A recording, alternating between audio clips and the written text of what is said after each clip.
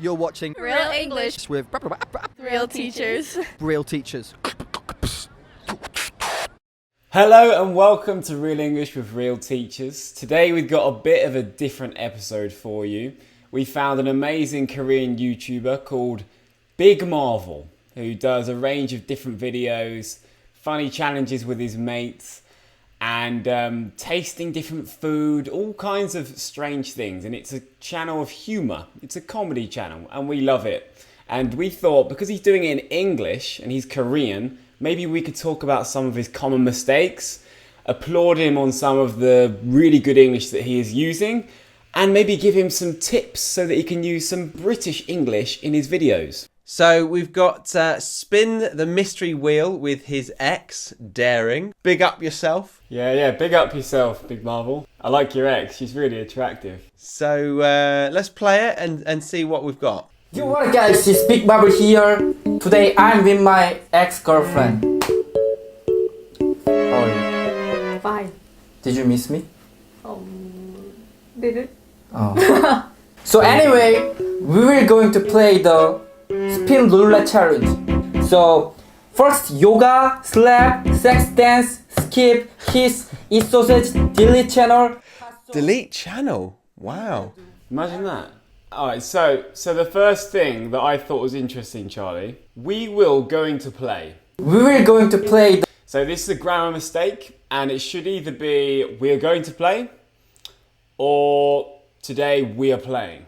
But something about Big Marvel's English is, and part of his charm, I think, as a YouTube presenter, as a YouTuber, is that he doesn't really care about grammar mistakes, does he? No, he doesn't. Yeah, because he likes using those little abbreviations like, let's do this, or you got it? So we could suggest we're going to play. We are, we're gonna. So if he said something like that, we're going to play, it would sound really natural and I think it would suit his style of presenting. Before we go any further, I'd like to say that this video has been sponsored by italki, a website for language learners to find their perfect online tutor. With over 5,000 tutors listed on the website, there's no doubt you're going to find one. You're going to find one that you like, aren't you? And you can have it anytime, anywhere, as long as you've got an internet connection. And you can even find some incredibly affordable community tutors that will allow you to keep your speaking practice up, to not lose what you've just learned. And of course, Harry and I are on this platform. So if you wanted a one-to-one class with us over the other 1,719 other native English teachers listed, then be our guest. So check out our link in the description box below after this video that will enable you to get $10 worth of italki credits after your first lesson purchase. So we hope that benefits you, but let's get back to the video. Another thing in that first bit, Charlie, that I thought was quite interesting was, so he said, did you miss me? When he asked his girlfriend, did you miss me? Did you miss me?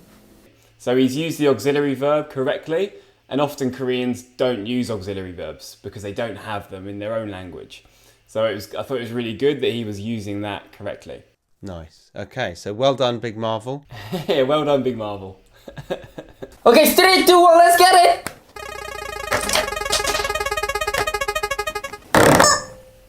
Oh, yoga challenge. It's the yoga challenge.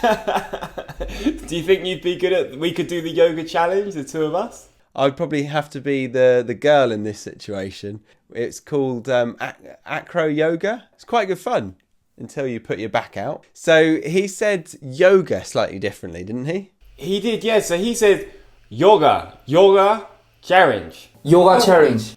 So there was two things there I thought were interesting. He was saying yoga and not yoga. So the British, we would pronounce that as a diphthong.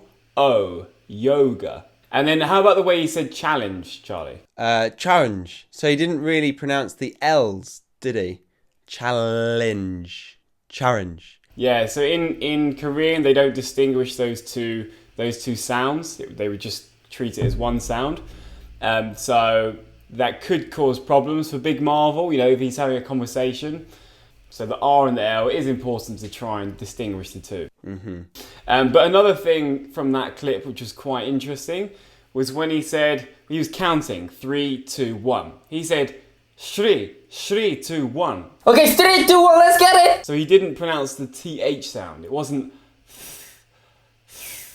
So Big Marvel, give that a go. Put your tongue between your teeth and blow. Get your tongue out, Big Marvel. We want to see your tongue. Lovely. All right, so next one. Let's see what we've got. I prepare Korean spicy noodle. No. Okay. I prepare Korean spicy noodle. Noodle. Noodle. Yeah. Okay. So it's firstly it's the tense. He's used a simple present, but he should use a present perfect. I have prepared some noodles for my ex-girlfriend. That's it, yeah. And this is a common error with Korean students because they don't have perfect tenses.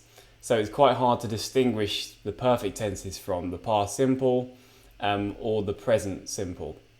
So if you want to talk about something that's very recent, Big Marvel, go for the present perfect. I have prepared some noodles. Mm-hmm. What did you think of the way he pronounced noodle as well, Charlie? It was something like doodle. Doodle.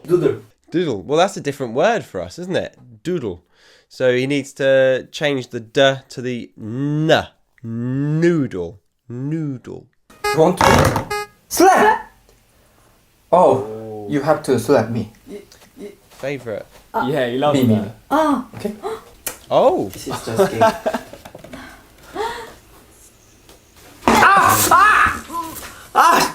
Did you ever get slapped around with a slipper when you were younger? I never got the slipper, actually. For me, it was a smack on the arm. And I don't think I ever got spanked. My parents never used instruments to hit me, actually. They just used verbal abuse and hand. Okay. Was that more painful for you, the verbal abuse? Yeah, the verbal stuff is always worse for me. Just knowing that my parents were disappointed in me was worse than being slapped. Terrible. Oh, the worst thing I got was a bowl of cereal poured on my head by my mum. Yeah, I remember you telling us about that one.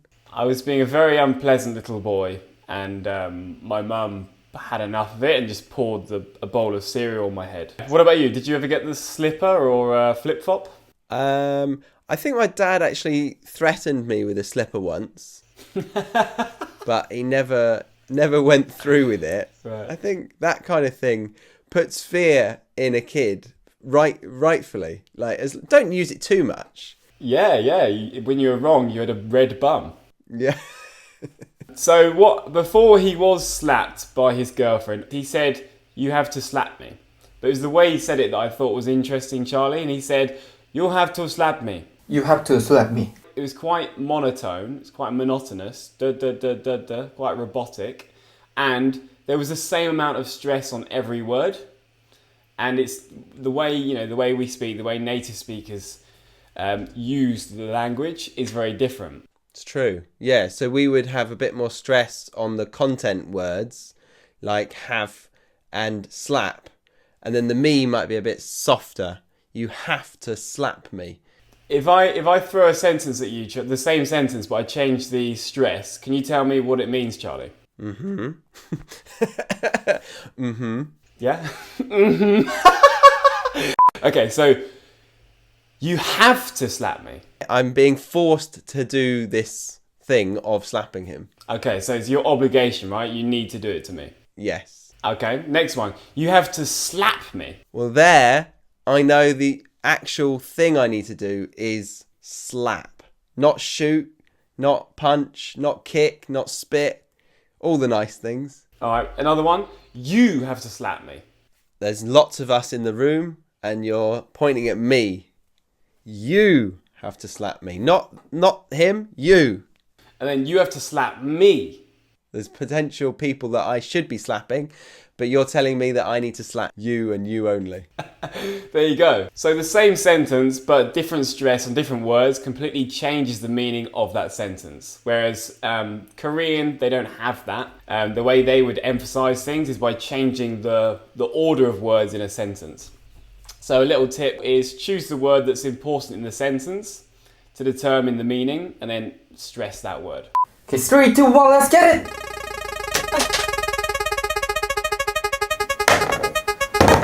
Oh! It's sausage! Very easy mission. Yeah, she got to eat a sausage. So he got his ex-girlfriend to bite the sausage, and he said that this challenge was very easy, but he pronounced it a bit differently. Very easy mission. He said, very, very easy, very easy. He's pronouncing the V like a B, and that's really common. I hear my Korean students do that a lot. So, you know, that could cause difficulties in understanding for other people. So I would try to pronounce that V, v, v, v. Teeth on your bottom lip and let the air come out. V, very, very. It's very important, isn't it, Charlie? It is very important. It's very difficult for some nations, though, isn't it? Totally. Yeah. Yeah, the Spaniards have the same problem, which is quite interesting that Koreans and Spaniards have that same issue. Japanese speakers as well. Would you let your ex bite your sausage? No. No. Those sausages look really weird. Yeah. I've never seen something that big before. You live in Germany. Well, you did. Yeah. It's like a wiener, isn't it? Wiener! I'd like that with a bit of ketchup. Can't believe you didn't say brown sauce. So there you go. Very easy. Could there be any confusions, Charlie? That berry looks berry-like. Yeah, that would be really confusing. Let's kiss.